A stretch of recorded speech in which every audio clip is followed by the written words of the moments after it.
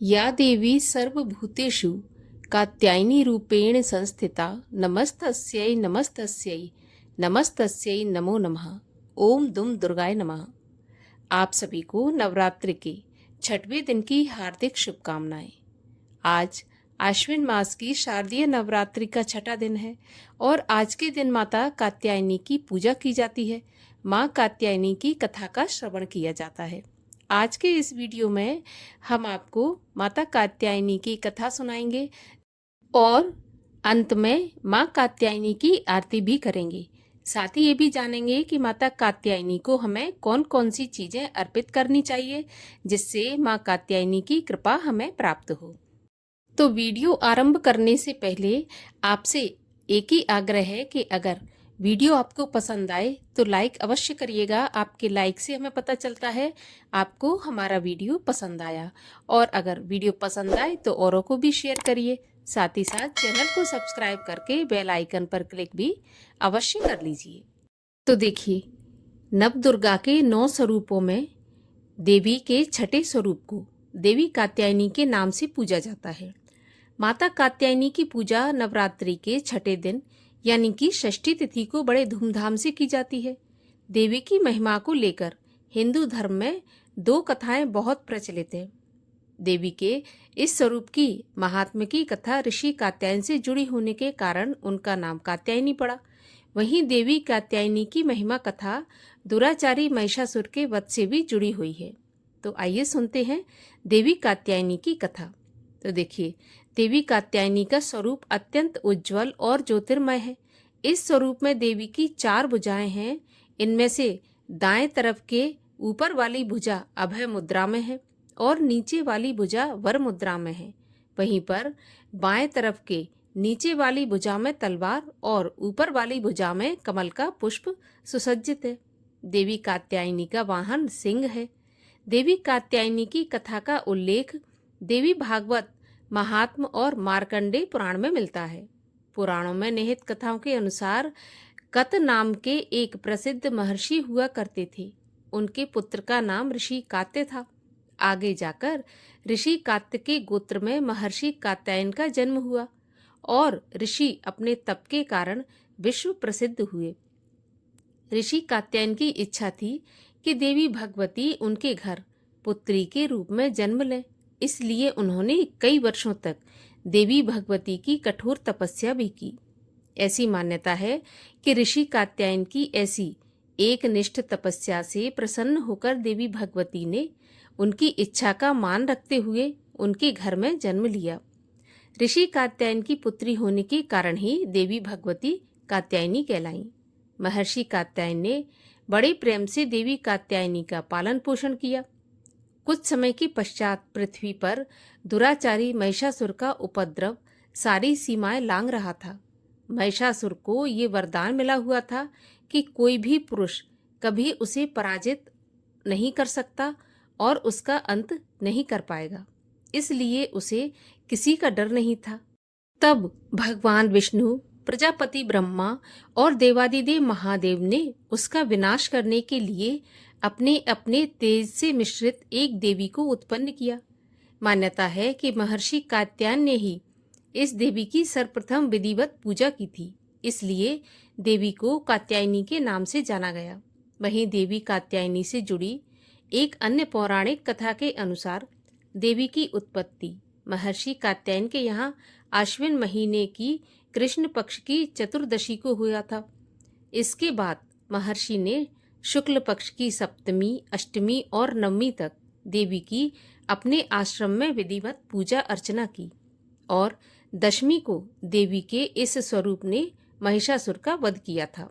यही कारण है कि देवी के इस स्वरूप को देवी कात्यायनी के नाम से जाना गया था। महिषासुर का अंत करने के कारण देवी को महिषासुर मर्दिनी के नाम से भी जाना गया। इसके अलावा देवी कात्यायनी से जुड़ी एक और मान्यता है कि देवी दुर्गा का यह स्वरूप अमोघ फलदायिनी है। ब्रज की गोपियों ने करुणा अवतार श्री कृष्ण को अपने पति के रूप में पाने के लिए कालिंदी यमुना के किनारे देवी कात्यायनी की ही आराधना की थी। इसी कारण वर्तमान में भी देवी कात्यायनी समस्त ब्रजमंडल की अधिष्ठात्री देवी के रूप में प्रतिष्ठित है। स्कंद पुराण में देवी कात्यायनी के बारे में उल्लेख भी मिलता है कि उनकी उत्पत्ति परमेश्वर के सांसारिक क्रोध से उत्पन्न हुई थी। नवरात्रि के छठे दिन देवी दुर्गा के इस स्वरूप की पूजा का काफी महत्व है।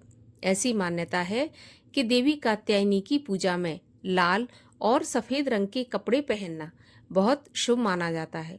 मान्यता तो ऐसी भी है कि माता कात्यायनी के चरणों में अपना सब कुछ समर्पित करते हुए उनकी आराधना करने वाले भक्तों को उनके दर्शन प्राप्त हो जाते हैं।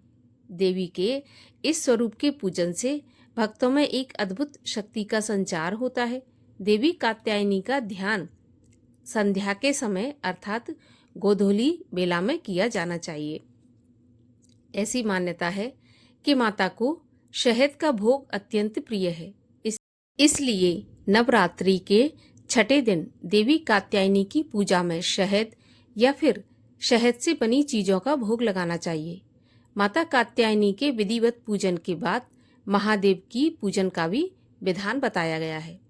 देवी दुर्गा के कात्यायनी अवतार की कथा हमें ये सिखाती है कि अगर भक्ति और संकल्प सच्चा हो तो परम प्रकृति की कृपा सदैव बनी रहती है। जिस प्रकार महर्षि कात्यायन के एक निष्ठ तपस्या से प्रसन्न होकर देवी दुर्गा ने उनकी इच्छा और तपस्या का मान रखा, ठीक उसी प्रकार मनुष्य को भी अपनी भक्ति, निष्ठा और संकल्प के पथ पर अविचल रहना चाहिए। और आइए अब करते हैं कात्यायनी माता की आरती। ओम जय कात्यायनी माता मैया, जय कात्यायनी माता, सुख सृष्टि में पाए जो तुमको ध्याता।